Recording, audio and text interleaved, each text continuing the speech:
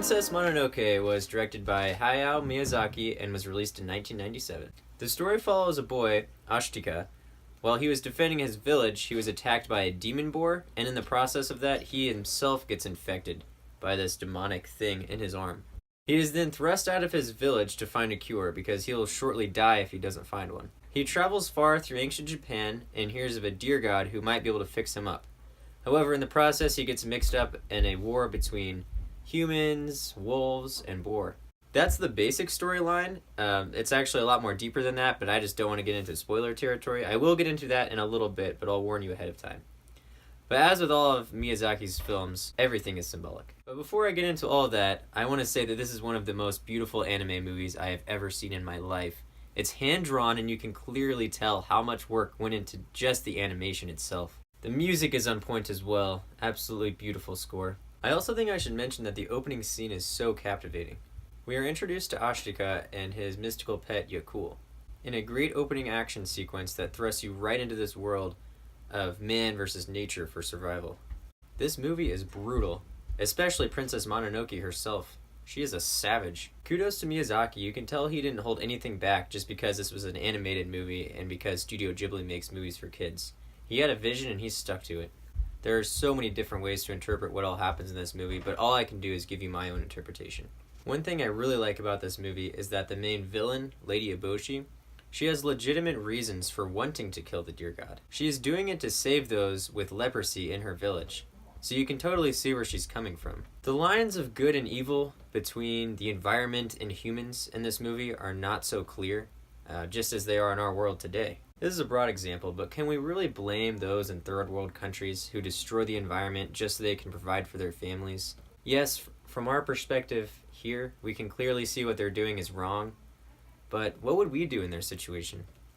I think the main message of this movie is that humans can disrupt the environment thinking that we've conquered it, but if we do end up conquering nature, it will only lead to complete human destruction.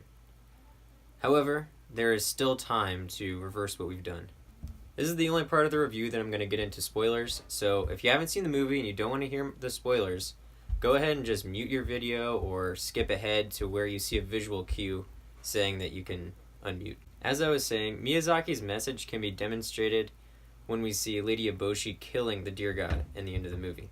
The deer god represents Mother Nature, and when she beheads him, a goo-like substance just spreads everywhere across the forest, across the town, and it destroys everything in its path. The humans narrowly escape, and it even destroys their town. It is said that only humans can give the head back to the deer god, which would in turn stop the spreading of the goo. So it's really up to humans whether we decide to end our destruction and start helping the environment. However, the deer god is not able to be revived at the end of the movie, saying that there's going to be a point where what we've done cannot be undone. Yes, we can reverse some of the damage that we've created to the earth, but there will reach a point where some of the damage just can't be undone.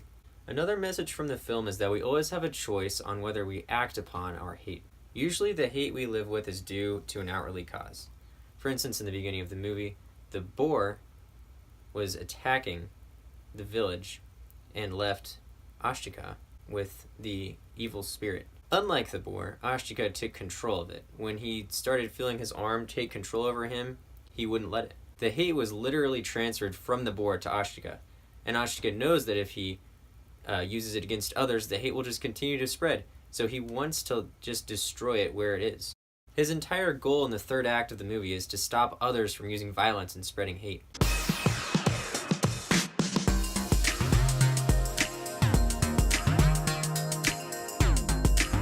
That's just my interpretation anyway. Watch the movie and tell me if you agree or disagree. This is possibly Miyazaki's best film, and if it's not, it's in his top 3.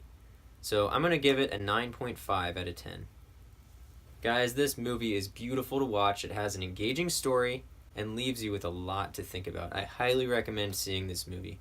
It's a good intro to anime movies if you've never seen any either. Well guys, thanks for watching. Please make sure to like, comment, and subscribe, and I'll see you for my next review.